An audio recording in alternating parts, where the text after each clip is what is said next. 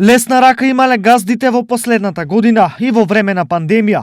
Во овој период тие поделиле за 234% повеќе откази отколку една година претходно. Главен аргумент за губењето на работните места е пандемијата, но голема помош работодавачите безболно да се ослободат од работниците се договорите на определено време. Дали овде се беше во ред? Ова време се покажа за време на пандемијата дека овој начин на договори кои што ги даваат работодавачите испадна дека олеснителна околност им беше да тие работници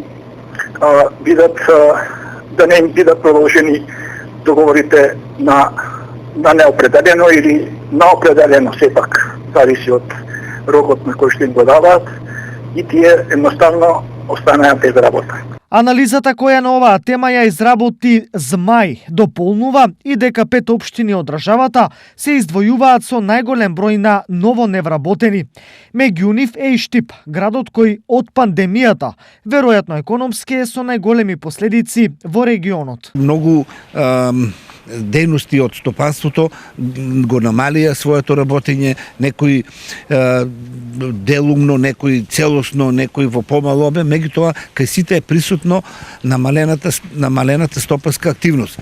Сега, таа намалена стопанска активност задолжително предизвикува и намалување на бројот на вработените. Штип е меѓу првите неколку града во Македонија по тој основ, кај што бројот на вработените расте со поголемо темпо отколку кај другите градови во Македонија, кои што и онака немаа некои големи стопански активности, да речеме, и пред пандемијата.